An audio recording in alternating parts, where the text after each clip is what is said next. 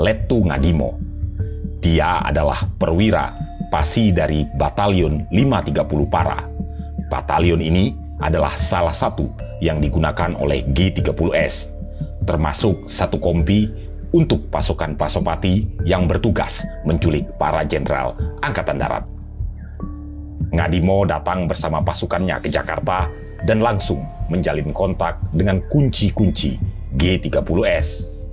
Berikut festival sajikan transkrip keterangan Lettu Ngadimo pada persidangan Letkol Untung. Dia bersaksi pada sidang ke-6 yang berlangsung 25 Februari 1966 dimulai pukul 19.00. Apakah seluruh anggota YON 530 yang pada waktu itu dikirim ke Jakarta ikut dalam gerakan 30 September? Keseluruhannya, tapi mereka tidak tahu apa-apa. Saudara ditugaskan menjadi penghubung antara YON 454 dan YON 530, bukan? Tidak, saya bukan penghubung. Saudara pernah mengadakan pertemuan di Cempaka Putih? Ya, dengan mereka yang menjemput saya pada waktu datang di Jakarta. Karena itu adalah anggota-anggota gerakan 30 September. Tapi saya tidak tahu nama-namanya. Bagaimana dapat diketahui bahwa mereka itu dari gerakan 30 September? Dengan mempergunakan kartu yang ada tanda tangannya. Waktu itu adalah tanda tangannya Sumo. Dan di bawahnya ada tanggal lalu disobek menjadi 2. Sobekan yang satu saya bawa, dan sobekan lainnya dibawa oleh orang lain yang saya tidak tahu siapa orangnya.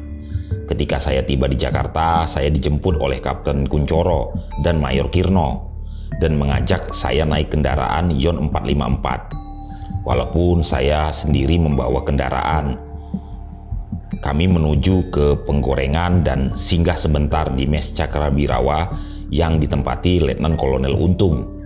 Saya sendiri tidak melihat Letnan Kolonel Untung di mes itu, karena yang masuk dan berbicara beberapa saat hanya Kapten Kuncoro. Waktu di dalam kendaraan YON 454, saya ditanya oleh Mayor Kirno, "Opo nggowo ketokan?" Yang artinya, apa membawa potongan? Saya jawab, "Ya." Lalu setelah saya perlihatkan, mereka perhatikan dan mereka jawab, "Cocok."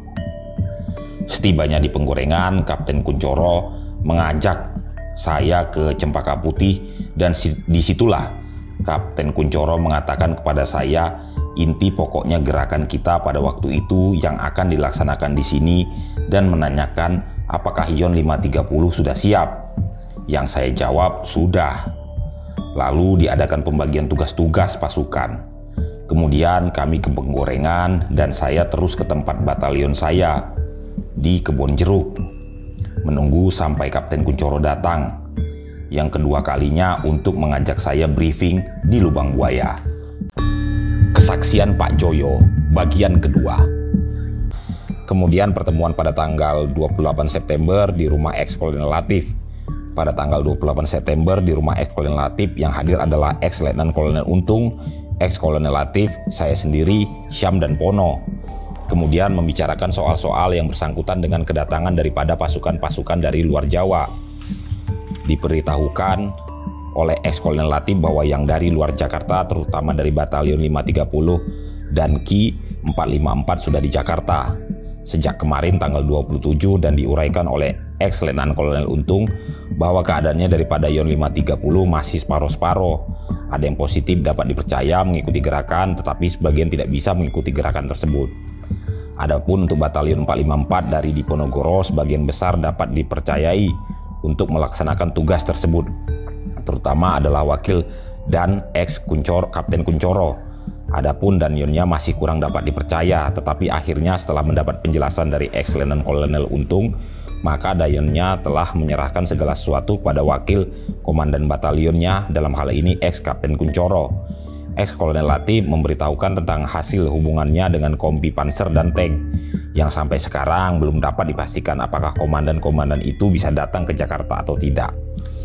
Orang-orang yang dimaksud ini adalah orang-orang yang telah dihubungi yang kemudian ternyata bahwa orang-orang tersebut telah diganti semuanya atas perintah dari Menteri Panglima Angkatan Darat pada waktu itu.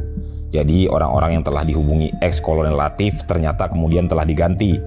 Ataukah rahasia telah bocor, kami tidak tahu, menahu, dan tidak mengetahui. Tetapi dijelaskan bahwa semua tenaga-tenaga yang telah dinyatakan kesanggupannya untuk mengikuti gerakan dari panser dan tank telah diganti secara tiba-tiba, sehingga yang dapat di sini paling tinggi tingkatannya hanya dari Bintara saja.